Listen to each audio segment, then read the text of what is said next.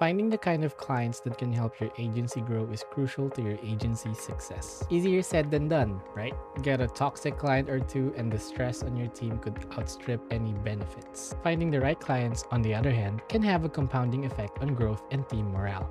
Hi agencies, it's Clarence from AgencyAnalytics. We spoke to Oliver Wood, CEO of the successful Perth Web Design, on how he carved his digital agency's place in a small but crowded market by finding the right agency client fit.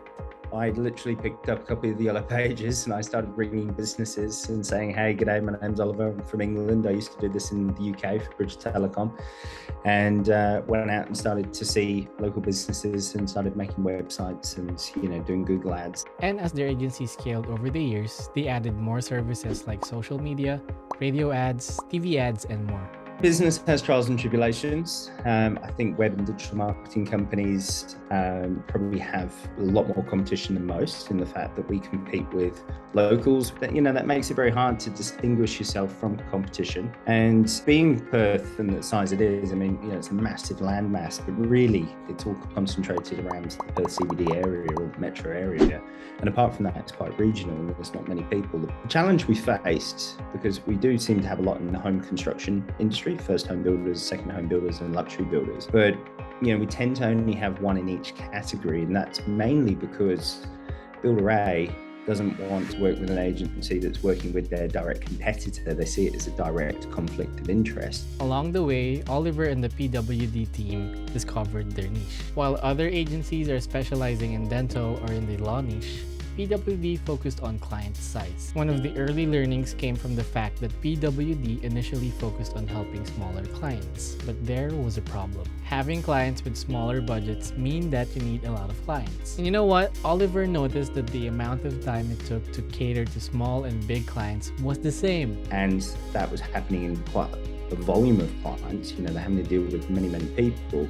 I quickly realized that we started to need to, in order to progress as a company, we had to kind of cut those away and essentially give them to other agencies, because it's those smaller spends took up the same amount of time, same amount of reporting, same amount of phone calls, same amount of emails, if not more, than a larger client.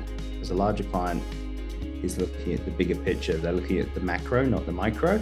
In addition to that, they had to take on clients that were a bad fit for their agency. Their team was spending a lot of time managing all of these smaller clients, and they were starting to feel burnt out. Oliver figured that something had to change. With our sales team who are on the front line talking to these prospective clients, I've literally said to them, if it smells bad, walk away, because the stress and the morale, and ultimately I have people resign. We put it into our client liaison team, and it's like throwing in a grenade, because that they can really burn account managers and cook them, and ultimately they end up leaving, which is costing me a hell of a lot more time and a lot more money, a lot more stress to replace that account manager with another one. And there's that discontinuation and gap of knowledge for all the other clients they were looking after. They needed to do two things. First, replace their client base with one that had a larger budget. And second, stop working with clients that are a bad fit. Focusing on fewer, higher-paying clients that equate to the same value as a ton of smaller ones means less admin work and better team morale. This is definitely part of growing up and learning. When you get a phone call or a form submission come in, or whatever it is, or referral saying, XYZ wants to work with you, you do need to try to work out who's good and who's bad pretty damn quickly. Turning away clients is never easy for any type of business.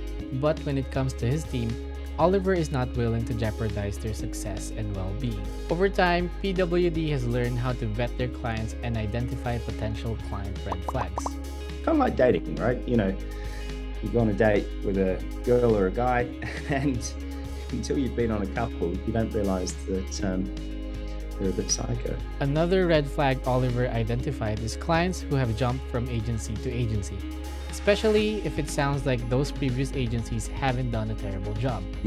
Recognize those kind of red flags and the warning signs. I was with this agency, they messed me around, I was with that agency, and you find out that they've been to like 9 agencies previously to you. And you sit there in the meeting starting to question, well, is it really 9 agencies? We're all bad? Or is it maybe you're just a bad client and your expectations are perhaps up here and your budget's down here? Most agencies that are around and have remained in business for a decent period of time, clearly, fundamentally at their core are a good agency. But then, if you hear the client's been to 3 or 4 of those and you're like, I think it's probably more you, not the agencies. Happens more often than you think. Acquiring the right clients can only go so far if you don't have the right team. In the early days, Oliver tried outsourcing his team overseas. It did bring success and a lot of traction initially, but ultimately, the model was not scalable due to a couple of reasons. We had a very, very serious foray into Asia, which was Thailand, Bangkok. That office ended up having about 48 full-time staff. We had a mixture of expats and Thais. The major issue I found really was just a cultural and educational thing. And if you gave a local member of staff tasks, they'd do it and do it well. They were very diligent in their work. What they really struggled with is they hit a snag or a problem. They didn't have the problem-solving skills or the initiative to kind of work it out or raise a hand and say, hey, I don't know how to do this. And they would essentially just sit on it. So invariably, all these problems started to occur. Oliver inevitably shut down his overseas operation. He renewed focus on scaling his team in Perth instead. Oliver knows that PWD is only as successful as his team is. He created an incentive program that would not only motivate and retain his staff, but also encourage them to go after clients with larger budgets. They have a revenue target and then they have what's called a profit share target. So the revenue target means that they get a trip or an outing that's done on a quarterly basis. So that might be going to Rottnest, that might be going paintballing, crazy golf, whatever it is.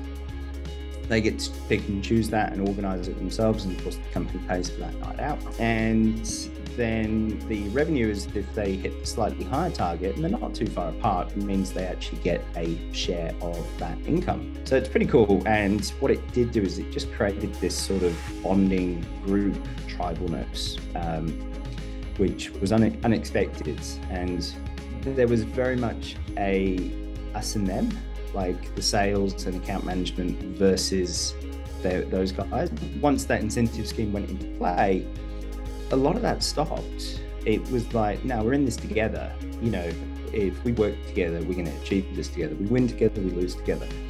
And it just transformed the mentality of the company. So it was less individuals, more team, and worked really well. With all the success the PWD team has been able to muster, Oliver is looking forward to expanding his agency's reach. We are at the moment undertaking ISO accreditation, and ISO for us, and being the organisation the size we are, is a fairly decent undertaking from a policy, procedure, and how we operate the company. We're doing that because I think it will make us a better company, and I do think it will also help attract a certain type of client. You more resources, ASX listed, those kind of clients. To me, the Eastern States, there is a lot more opportunity over there. There's a lot more money, there's a lot more companies, a lot more headquarters. So folks, as you can see, PWD's success can be traced to focusing on getting the right clients and the right team that allows PWD to go after even bigger growth. Looking for more details on Oliver and the PWD success story? Check out the links in the description. See you on the next Agency Combinator video from AgencyAnalytics.